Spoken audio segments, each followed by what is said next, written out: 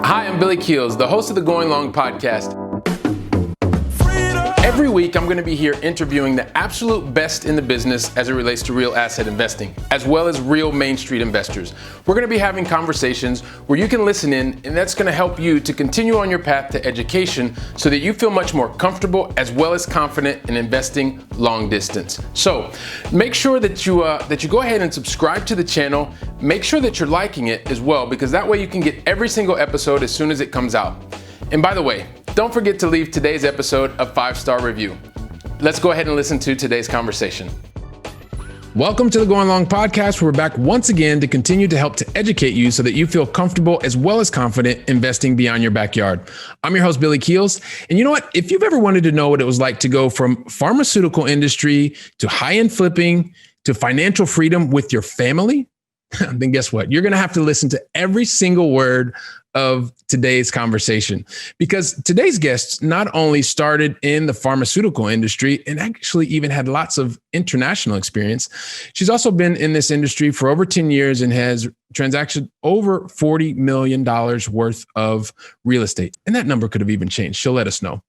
She's also been focused in the area of single family residences, multifamily, as well as buy and hold and high-end flipping. Also, from the place that she lives, she's also gone long distance investing in states like Texas and Ohio. She's the co-founder of Bar Down Investments and How's It Look, LLC. Welcome to the show, Asley Wilson. Welcome to the show, Asley. Thank you so much for having me, Billy. Awesome. So I am looking forward to this conversation because we talked before the show, and you have lots of experience and love the long distance aspect. Love that you've worked internationally, but I'm sure you're going to tell us a little bit more about that as we go. But I do have some kind of standard questions that I like to ask everybody. And the very first one is, help us understand where you live in the U.S. I live in the suburbs of Philadelphia, Pennsylvania, in a smaller town called Newtown Square. All right. Newtown Square. I know it fairly well. So awesome. So that's great on the East Coast of the United States. And then Asley, share with us, what's the most positive thing that's happened to you in the last 24 hours?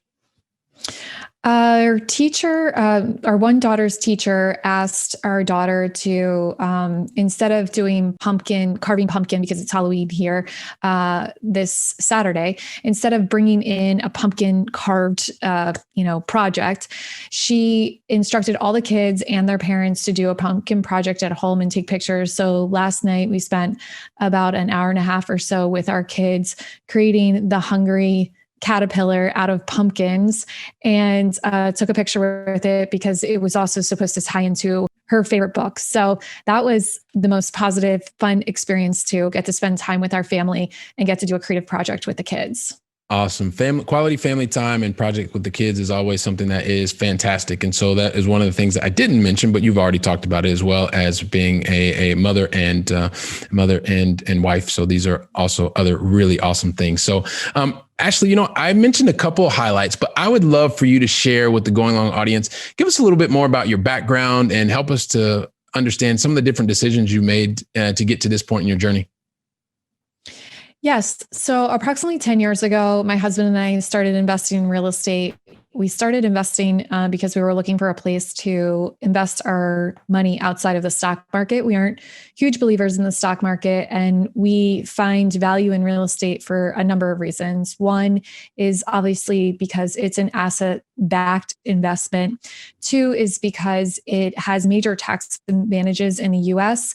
And three, it's a hedge against inflation. So those are the three main components that we decided to pursue this path. We ultimately started with a single family rental, which we did Airbnb, which is short-term rentals.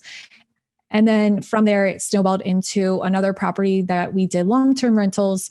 A few years later, my father and I partnered and started a flipping business in the States while I lived in Europe. And then 3 years ago, when I moved back to the States from Europe, my husband and I started a multifamily business where we buy, acquire, operate large multifamily properties, and we offer passive investment opportunities for people also looking to diversify their retirement strategy. Fantastic. So you've had the opportunity not only to live overseas, you've also had the opportunity to recognize that there's an asset that can provide you and your family some hedges against inflation, some tax benefits, especially in the United States, and that's even inspired you to go out and to work with your family and provide opportunities for others. So really going to love today's conversation. And you know what? You started kind of right from the very beginning. Tell us what it's like a little bit in terms of the family affair. I know that you have, you mentioned your father and you mentioned working with your husband. Maybe you can tell us a little bit about that dynamic and who's doing what on the team. So I get this question asked to me a lot because a lot of people want to work with their family, but it may or may not be the perfect fit. So my first piece of advice is working with your family. You should not discount the things that you would look for in a partner naturally. You should always make sure that each of you bring a certain level of expertise in complementary areas as opposed to overlapping areas. So that's first and foremost. Second is having the conversation to know who's responsible for what and making sure that you really respect when someone else takes ownership of a specific process can really help that dynamic as well. And last but not least, you need to know when to turn it on and turn it off, because ultimately when you're living, breathing, working with family members, especially when you're working with your spouse, it can be a little bit challenging when you're going out on date night and it's turned into a work meeting. So you really need to be able to balance that. It's not for everyone. So typically when I get a question, my brother really wants to partner with me and do this investment project. I'm not really sure, trust your gut, but you also have the ability to partner with family members. And that's obviously an advantage in itself. Yeah, and there's so much to unpack from that, right? Because, and I can speak from personal experience. We tried that. It made a little bit of a challenge, but I'm glad to hear that is able to work, and you've been able to make that work. And having clear delineation of who does what when is something that's really, really important. So. I guess before we actually go into, some of the different things that you do at Bar Down Investments, I think it would be interesting because you mentioned as well, or we both mentioned kind of you've had experience working overseas. I know you've also had experience working remotely. And I guess given some of the things that are happening today, just in general, and also having a long distance business, tell us a little bit about how working internationally and also, how remote working is that previous experience is helping you and your business add value today. When I started in pharmaceuticals, I worked in a long distance position, so to speak. So I started off as managing trials across the entire United States, and that quickly snowballed into managing trials across the world. So I gained a lot of knowledge into how to manage from afar. I understand very early on in my career that communication is the make or break of any sort of success that you could have in a project. I've used those same principles in my investing business. I leverage technology and I focus on communication. In fact, I'm a firm believer that you can't over communicate.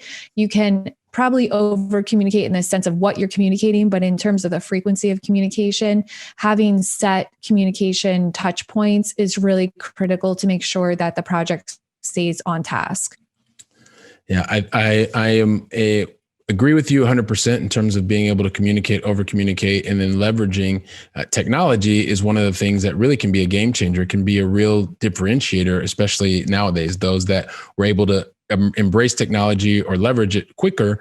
And we also see that better communication with your residents, better communication with the team, et cetera, et cetera. So maybe you could tell us a little bit about, because I kind of gave a high level, but talk to us a little bit about the different companies, Bar Down Investments, and how's it look and what the focus is of each of those different companies. How's It Look is primarily a high-end flipping company. We focus on flipping houses that are historic homes, typically full gut rehabs. They're normally from a 1900 to 1920 vintage. I know for European listeners, that's probably new construction, but in the US, that's considered an older home. So for How's It Look, my father and I focus on houses that need typically six-figure renovations, and they are normally about 2 to 3 months for renovation timelines minimum. Okay. Bar Down Investments is a multifamily business where we, like I mentioned before, we purchase large multifamily properties, typically 125 units or more. And what we're doing is doing the renovation on a larger scale. So we look at distressed assets. It can be distressed due to management or due to physical distress. And we come in, we put in new management. We put in better operations, and we also to improve the multifamily structure, whether it's exterior or interior renovations or even amenities. Those three factors can be a game changer in the return that you get or what a tenant will pay to live on those properties.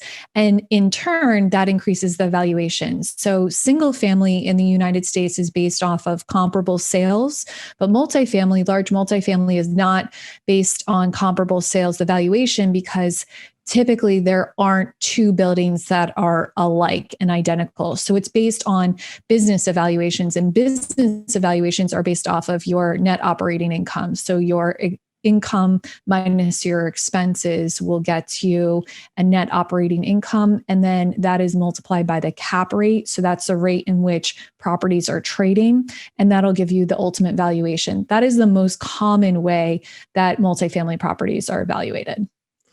Fantastic. So, and that's very clear, right? You have two different operating companies with two different areas of focus. One that is really focused on high-end homes in terms of being able to flip them, more historic type of homes or U.S. historic type of homes. And then on the other side, you have really a focus on the larger type of properties, 125 plus, and being able to look at how you can add value to those specific properties. I would like to kind of focus more on that multifamily side of things, because we mentioned before, you're in Pennsylvania, right? And I know that your holdings, over 600 units today, are in places that are beyond your backyard, which kind of goes to the whole point of what we're talking about here today. So why did you and your company make the decision to go beyond your backyard and look in states like Texas or Ohio for those 125 plus unit types of properties? So there is definitely a two-sided argument on where you should invest. And one side of that argument is invest close to home, and two is invest where the numbers make sense.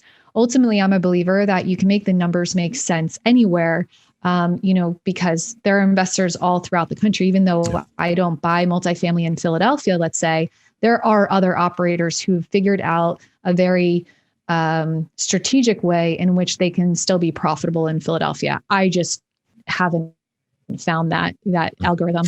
I think also too, I'm a firm believer in working smarter, not harder. So I pursue areas where it's easier to do business. So for example, Texas is more of a business-friendly state than Pennsylvania. Number two, it's also more of a tenant-friendly state than Pennsylvania. Pennsylvania is considered a landlord-friendly state. Why does that matter? It matters because when we have an eviction, if someone's not paying their rent in Pennsylvania, it can take almost a year to evict someone. In Texas, it's 30 days or less. So that hit on our operating budget is less than it would be in Philadelphia in terms of operating multifamily property here. So what we do is we look for very strategic ways and ways in which our business operations are easier to manage by exploring other areas. It just so happens that we have found some other really good markets that we're bullish on. And therefore, because I've had this experience of working from afar, leveraging technology, and really putting an emphasis on communication, we have used my background to really propel our business to be able to grow faster than if we were limiting our investing strategy just to our backyard. And you've touched on so many different things that are really important there. I mean, aside from just limiting yourself to your backyard, you've looked at where you can find the least resistance. And also, I mean, you're not saying, I'm going to add on to that, you're really looking at how you can operate a business. And this is one of the things we talk about a lot, in the difference between being a landlord and being a business owner, right? Because you need to take these types of things into consideration, all these different elements, because ultimately that's going to help your company be more efficient and effective. And also you're focusing on making the right returns for your investors. I'm going to assume that I'm adding that last part as well, but that comes into play as well, right? Absolutely. It's easier to get the returns for your investors when you have more of a tried and true method of the operations. So an area that is more supportive of businesses, investors, specifically investors, so an area that is very investor friendly, it's very easy for someone to then come in and do pro forma, so to do projections and then be able to achieve them, as opposed to coming into an area where you don't know if you're going to have an eviction take a month or 6 months or a year. That's harder for me to deliver to my investors. And ultimately, that's my number one concern with the multifamily business, is my investors. Secondary are my tenants, in all honesty. I answer to my investors. My property management company answers to myself and to the tenants. So you really have to kind of know what is the easier way to conduct business and give you the highest probability of success, so you can instill that trust and confidence in your investors. Makes so much sense. And being able to instill that confidence, that trust from your investors is something that's absolutely key. You've touched on a number of the different points as well. People ask all the time, well, why don't you invest in the city in Barcelona where you are? I'm like, well, because a lot of the things that Asley's talking about, right? You're making sure you're in a climate that is more business friendly, and being able to make sure that your business is operating effectively as well as efficiently. And there are other people that are doing it locally, and they're making it work for their business. I just haven't figured out how to make it work for me. So thanks for sharing that, and because it resonates a lot with me as well. You talk. Yeah, go ahead. You want to add something? Sorry. I just wanted to add one other thing. Yeah. One thing that I look at, and I've been asked to speak on this a lot, this specific topic, because not a lot of people talk about it. They talk about it in a roundabout way. But one of the number one criteria that I look at for a market and where to invest, specifically for multifamily, is recession resistance. So we were on such an upward climb pre-COVID. We were overdue for a recession. Any economist would tell you that, any investor would tell you that, but not everyone was actually taking proactive action as to putting themselves in a position that would be favorable during a recession. So we only invest in recession resistant cities. Now, what is recession resistant? That's probably a podcast in itself, an episode in itself. But ultimately, I have come up with my own analysis and my own metrics of ranking cities by their recession resistance. In part, it has to do with job diversity. But ultimately, I look at cities based on recession resistance, because you're not even looking at a market in a silo, as in terms of just business friendly and landlord friendly. You're also looking at it because it's a living and breathing market. It changes, and you have to look at different market cycles. And the market cycles vary not only due to the economies, the overall federal economy and local economy, but also too by asset class. So that's something that you really need to take into consideration as well. Okay, so that's fantastic, and you're looking at that in both of your businesses, right? Because you have one type of the asset in the multifamily that's treated one way and has certain types of criteria, and then you have your high end flipping that you're doing. So you're constantly in that space. So thanks for sharing that as well. And I guess one of the things that you mentioned, and we're just going to go back to also things that you've been doing for the majority of your career, right? From project management, from doing things remotely, and now even building your business this way and providing the type of return that investors want. And I don't just mean financial return. I mean, whatever the return that they're looking for, right? But there's really this thing, especially when you're going long distance, it is the team members. and making sure that you have the right team members on board and making sure that the right team members are doing the right things at the right time and giving you the feedback you need. And so that goes to the whole point of due diligence and vetting. I know you have a very kind of special way that you go about this or you look at this. So maybe you could share with us how you at Bar Down Investments, you're really looking at vetting the team members and operators that you're working with. Just like I mentioned before about family members, about making sure you don't have overlapping strengths. That's a first and foremost when you're looking for your team members. I also think too that there are so many different roles in the multifamily space specifically that it's really a team sport. And it's when you get to a team sport, someone who is the top goal scorer is typically not the top goalie.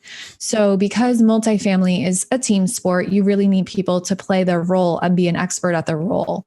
So when I look for team members, that's exactly what I'm looking for. I'm looking for someone who's an expert within a specific field as opposed to just good at a bunch of different things. I also look at what I consider the 3 C's. So I'm looking for capacity, competency, and competency, and character. So I'm looking at those 3 C's to make sure that they, have the capacity to do what they say they're going to do. They're competent, so they actually can do it. And then they have the character that matches the team. We are a team, even though I'm the head of the company, that's just on paper. We act and operate as a team. So when you are looking for these experts in these different fields, you really need people to be able to step up and take ownership of what they're responsible for and be the ultimate decision maker for that aspect of whatever they are the specialty, they're the expert of. So we need to really respect each other, and get along and be able to communicate. Ultimately, multifamily is a 3 to 5 year investment on average, but it can go up to 10 years. The average marriage in the United States is 8 years. So basically, if you cannot be married to these people, if you can't see yourself in a long-term relationship with these people, then this is not something that you should pursue because it can go great, but it can also go the other way too. And last but certainly not least, the most important factor on an investment is not the deal and it's not the market, it's the team. An amazing team can take a mediocre deal and make it incredible, but a bad team can take an amazing deal and an amazing market and make it awful. So you really need to make sure that the most amount of time, if you're looking at passively investing, you vet the team very thoroughly. So that's inclusive of understanding their track record, their background, their expertise, and also how they work together. That's something that people often forget to look at. They don't really ask who's the ultimate decision maker when there's a disagreement. You really need to understand the inner workings of the team to make sure that there won't be problems in the long run. Yeah, being able to foresee those problems and head them off in advance is a benefit for everybody. And you've said so many things there that it's just like part. When you said the thing about the 8 years of marriage, and you're absolutely correct because it is long term with your investors, and you want to make sure that you're providing them the value that they were looking for, that you're communicating transparently, and being able to bring them forward in the relationship, right? That you're building together. So those are really, really awesome points. You finalized, or you finished your sentence talking about with working with passive investors, right? This whole concept of active investors, if you actually want to go out and do the work, or passive investors, if you just want to make sure that you're betting on the right team to provide the result that you're looking for. Why don't you talk to us about your approach to working with and identifying what are the key needs for passive investors that are working with you and your team, Asley? What I like to do is I always like to understand that passive investor's goal. So really there are 2 goals to investor, and they're either one or the other. So they're either in a wealth building mindset or in a capital preservation mindset. In wealth building, that's typically someone who is able to take on more risky investments. They actually have more of an appetite for riskier investments because they seek higher returns, and higher returns only come with riskier investments. In a capital preservation mindset investor, that's someone who will take lower returns, but they want a more tried and true investment. So they want something that's probably a little bit more stabilized or less of a lift for a value add. And by value add, that's what I was talking about earlier in terms of a distressed asset where you're replacing management amenities or doing renovations. So a capital preservation mindset, they probably don't have that appetite for something that's a heavy lift. Let's say a 50% occupied property in a low-income area. That would be something that's probably more of a wealth-building mindset investor. So that's the first thing that I try to identify, because the last thing I want to do is have an investor uncomfortable. I am a firm believer that when expectations meet reality, then people are content. But when there is a discrepancy between expectations and reality, there's discordance, and that's when people are frustrated. And it doesn't matter how the investment goes, they will have an uneasiness about them. So by learning and understanding the investor's ultimate goals, we can match investment offerings to their appetite and see, what works for them. Also to the hold period. If someone's maybe later on in their life, older, they're not looking for a 10-year investment. They're typically looking for a shorter term investment. Whereas someone who might be younger might be looking for a longer term investment. So a 10-year investment isn't going to seem out of the ordinary. But if you really spend time understanding your investors and understanding their needs, then you can really help an investor out. I also, too, this is probably not something that a lot of other operators and owners do, but I'm a firm believer on doing this, which is when an investor comes to me and they really want to invest and they need to invest, whether it's because of a 1031 exchange, which is the placement of capital to defer taxes based off of a previous sale within a specific period of time, they ultimately need to place that capital pretty urgently.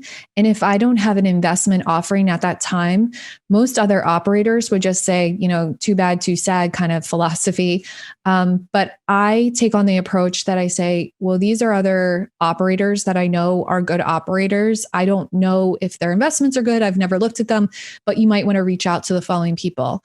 I'm a firm believer that the more you help people, you don't have to worry in the long run. It all works out. And I'm not worried about that, operator stealing my investor, which a lot of people are very guarded on their investors. I don't take that approach at all. Well, and I love that because that's a real abundance type of mindset to be able to do that. And it's one of the things I wanted to ask you earlier, because I know that there's a kind of a saying that goes, that sits, close to your heart, which was by Helen Keller, that says, alone we can do so little, but together we can do so much. And so that's just another way of demonstrating how you have that abundance mindset and are able to build a community even beyond your own community.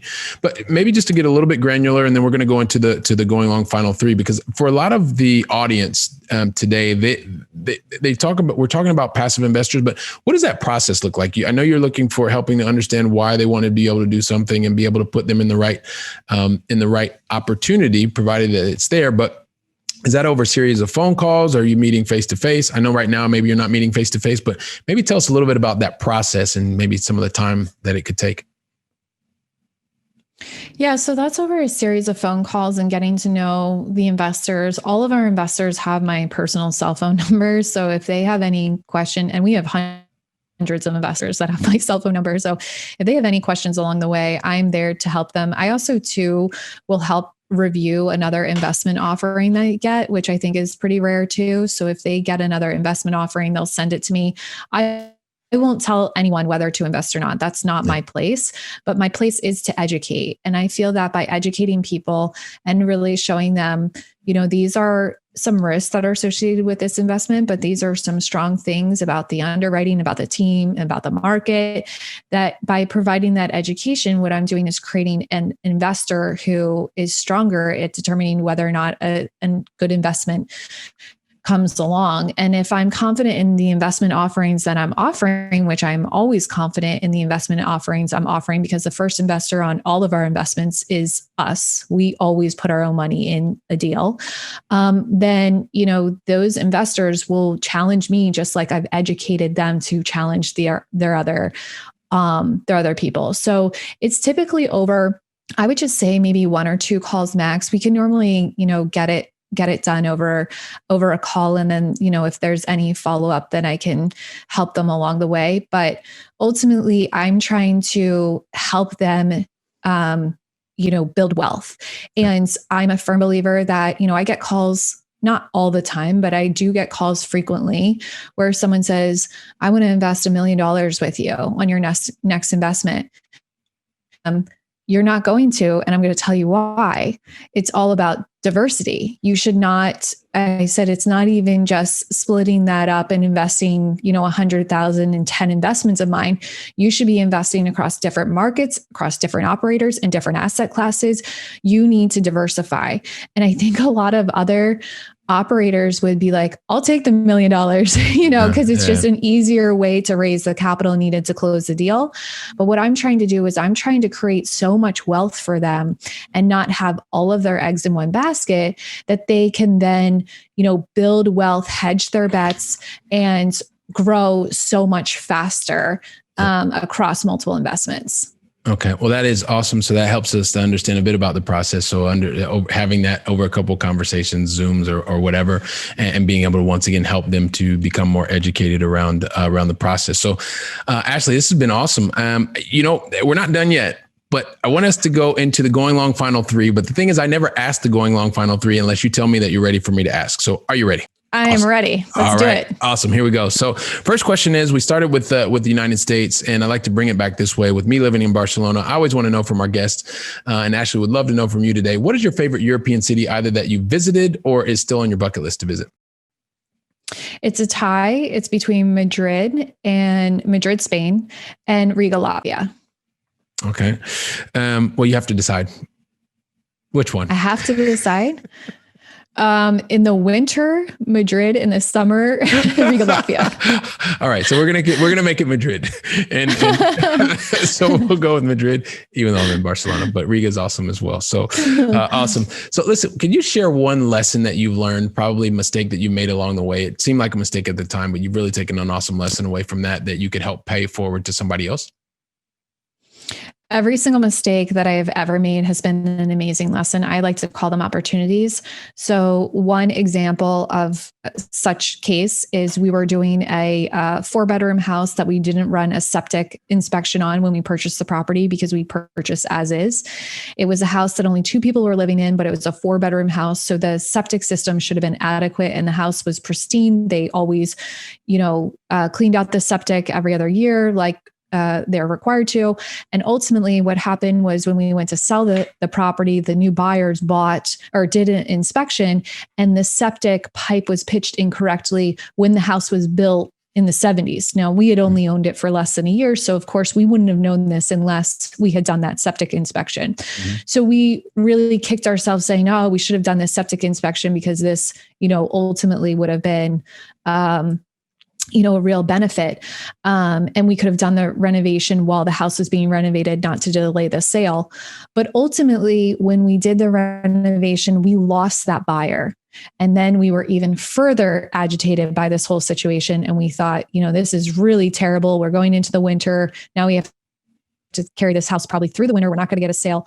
We did the septic renovation, and we ended up being able to sell the house pretty quickly thereafter, because we sold the house with a brand new septic.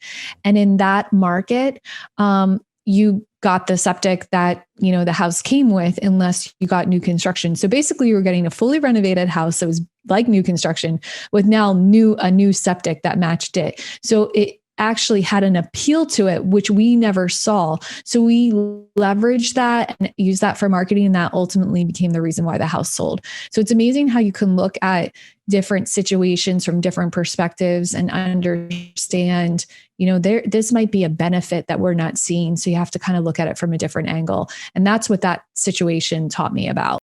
And so this brings us to the very last question of the Going Long Final Three, and always love to be able to fill the mind with education, as you talked about earlier. So can you share a book recommendation with the Going Long audience, please? I'm going to share two. One is Rich Dad, Poor Dad. I know I'm like not playing along. I'm not playing along, it's all good. But you'll see Rich Dad, Poor Dad, because that changed my life, and everyone should read that book. Whether they want to get in real estate investing or not, it doesn't matter. You should read the book. It's by Robert Kiyosaki. And number two is the book that I just released called The Only Woman in the Room, Knowledge and Inspiration from 20 Women Real Estate Investors, which is also a bestseller. And it's on Amazon if you'd like to pick it up. Fantastic. So we will take two, and we will always include your book for sure. And we will include Rich Dad, Poor Dad. So we'll make sure that we have both of those in the list. So I will let you have two this time. So listen, I mean, actually, so many, thank you. So many awesome things that you've shared with us today. I mean, you've given us just from the fact of being able to work overseas. You started in project management in the pharma industry, that you've then had the opportunity to work with family. You're building a business. You're adding value to investors. You are going beyond your backyard in terms of being able to find business opportunities. And it's just amazing, right? And you've given us so much great stuff to learn about. And I'm sure that there are so many other people like me that are like, how in the world do I get in touch with Asley and in touch with their with their business and bar down investments and how's it look and et cetera, et cetera. So help us understand, what is the best way to get in touch with you and your team? You can find out more about me at badashinvestor.com. So it's BADASH investor.com. From there, you can link to all of our different companies and even the book. And you can also find me on Instagram at badashinvestor. Fantastic. So badashinvestor.com, and we'll find that, and we'll put all of the ways to get in touch with you in the show notes as well.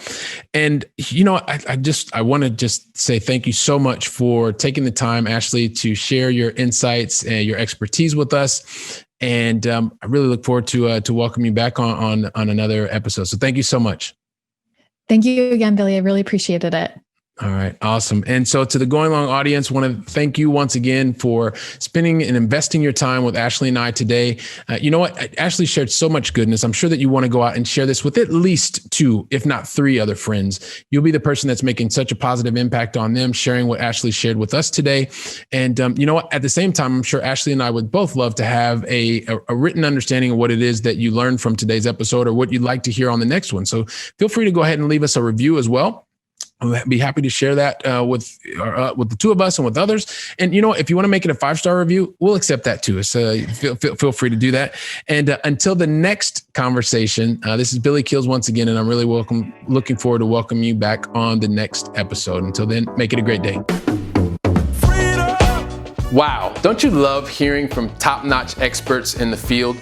You know, when I was getting started, I really wish that I would have had access to such experts. And even more, I wish they would have given me like a really simple list of things to follow so that I could have gotten to my goals much faster and been much happier even sooner. So that's why I've created for you the 7 things that you should avoid in order to be successful in long distance investing. And you can pick that up really easily by going to billykeels.com/7 things to avoid. And also, if you liked today's episode, don't forget to leave a 5-star review.